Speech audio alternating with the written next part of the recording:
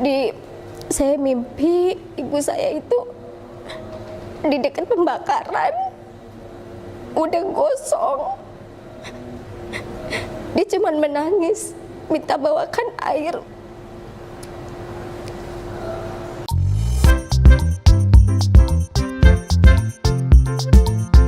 Assalamualaikum warahmatullahi wabarakatuh.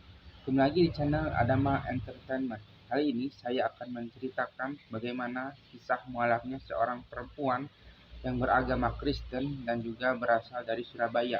Dirinya adalah seorang Kristen yang menjadi seorang Muslim atau menjadi seorang mualaf setelah dirinya itu yakin bahwa agama Islam adalah agama yang benar, meskipun dirinya harus diusir oleh keluarganya dikarenakan masuk Islam, dan dirinya pun diusir dan bercerai dengan suaminya.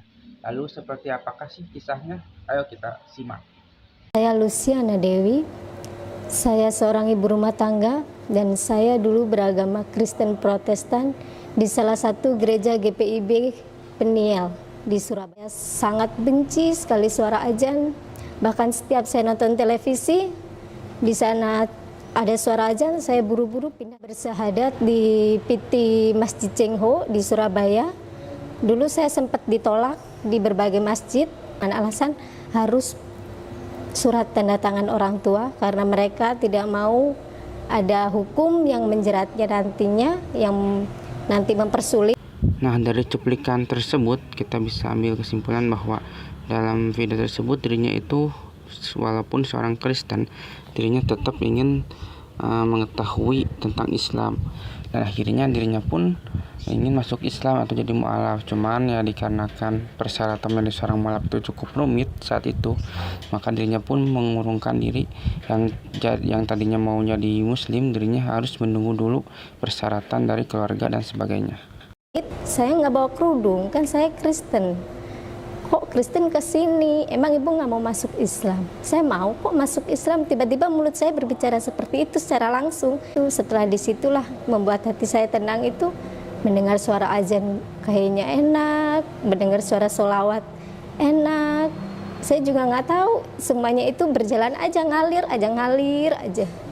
Nah, dari cuplikan tersebut kita bisa menanggapinya bahwa ketika dirinya itu ditanya oleh seorang Muslim, seorang perempuan Muslim, karena dirinya adalah seorang Kristen, lalu kenapa dirinya mau ke sini gitu. Lebih baik masuk Islam saja daripada mau ke masjid ke sini tapi dengan tidak memakai kerudung. Dia pun secara spontan berkata dirinya itu mau masuk Islam. Bahkan ketika mendengar azan, dirinya merasa inilah membuat hatinya tenang, sehingga dirinya pun mantap menjadi ingin sekali menjadi seorang mualaf. Akhirnya sampai ke telinga orang tua saya bahwa saya ingin masuk Islam, dan orang tua saya sangat menentang. Bahkan sempat waktu itu mengurung saya di kamar, saya nggak boleh keluar selama 1 bulan. Di situ saya dijijilin Alkitab, kamu baca. Pagi, siang, sore, malam. Kata-kata itu membuat saya, kok saya berseru Tuhan, tapi dia nggak bisa membawa saya ke surga. Sampai di situ kebetulan atau apa saya juga nggak tahu, pendeta memberikan ceramah tentang ulangan pasal yang ke-20 tentang 10 hukum Taurat. Di situ tertulis, jangan ada padamu Allah lain di hadapanku. Di Alkitab tertulis aja, jangan ada padamu Allah lain di hadapanku. Berarti kan Allah cuma satu. Kenapa ada Yesus? Yang membuat saya bertanya-tanya, kok nggak logis banget? Jangan membuat bagimu patung ataupun berhala yang menyerupai apapun yang kamu sembah. Sedangkan di situ ada patung Yesus. Itu yang membuat saya, ini agama kenapa nggak logis? Saya rajin baca Alkitab karena memang bapak saya itu selalu kalau ada apa-apa selalu Alkitab yang disodorin kepada anak-anaknya. Lama di Alkitab tidak ada tulisannya agama Kristen, tapi di Al-Quran masih ada kata Muslim. Itu yang membuat saya, ini Alkitab kenapa orang Kristen nggak logis, membuat saya itu nggak logis. Kenapa yang ada di Alkitab ini nggak bisa masuk ke dalam pikiran saya? Hanya itu aja. Agama Islam aja nggak pernah menjelekkan agama Kristen. Kenapa Bapak segitunya menjelekkan agama Islam? yang bilang mereka teroris lah, apalah, sampai mengebom gereja lah. Itu hanya oknum-oknum, Bapak. Akhirnya saya ditarik, saya dikurung di rumah. Saya bercerai dengan suami saya karena saya memilih Islam. Saya bercerai dengan membawa satu anak saya yang laki. Waktu itu umur 3 tahun. Ketahuan sholat, saya diusir dari rumah. Aku tahu ini rumah orang Kristen. Kenapa kamu sholat di sini? Ini hanya untuk orang Kristen. Jika kamu masih mau di Islam, kamu pergi dari sini. Saya mimpi ibu saya itu di dekat pembakaran, udah gosong. Dia cuma menangis, minta bawakan air.